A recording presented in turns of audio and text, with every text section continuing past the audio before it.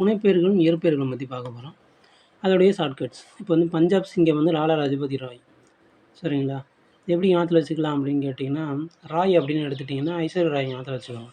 அவங்க வந்து பஞ்சு மாரி இருப்பாங்க. அப்படி ஞாபகத்துல வச்சுக்கோங்க. இல்ல அப்படின்னா, ஐஸ்வர்யா ராய் வர்றாங்கன்னு தெரிஞ்சா பஞ்சாப் பறந்து போயிருவீங்க. அப்படி பார்க்குறதுக்கு அப்படி ஞாபகத்துல வச்சுக்கலாம். வங்கச்சிங்கம் நேதாஜி நமக்கு தெரியும். நேதாஜி சுபாஷ் சந்திர போஸ். அவருடைய சிஷ்யர் வந்து யாரு? முத்துராமலிங்க தேவர். அவர் வந்து தென்னாட்டு சிங்கம் அப்படின்னா. சரிங்களா? இதில் ஒரு சின்ன குழப்பம் வரும். என்னென்னா, தென்னிந்திய சிங்கம் வந்து விஜயராகவாச்சாரி. இதை தனியாக ஞாபகத்துல வச்சுக்கிட்டு தான் ஆகணும். சரிங்களா? தென்னாட்டு சிங்கம் வந்து இவர். தென் இந்திய சிங்கம் வந்து விஜயராகவாச்சாரி.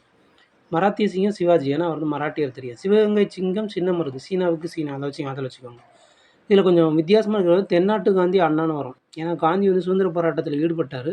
ஆனால் அண்ணா வந்து ஈடுபடலை. சரிங்களா? ஆனாலும் வந்து முரண்பாடாக அவரை வந்து எடுத்து வச்சுருப்பாங்க.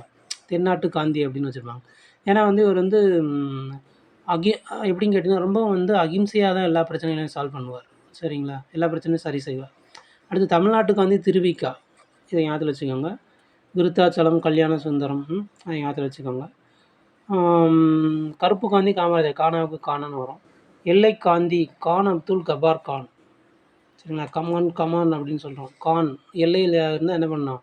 கண்ணு விழிச்சு பார்த்துக்கிட்டே இருக்கணும். கான் அப்படின்னா தான் வந்து எல்லையை வந்து காப்பாற்ற முடியும். அதை வச்சு ஞாபகத்தில் வச்சுக்கோங்க. பச்சை காந்தி குமாரப்பா. மதுரை காந்தி சுப்பராயன். இதே நீங்கள் ஞாபகத்தில் வச்சு ஆகணும். சரிங்களா? நன்றி, வணக்கம்.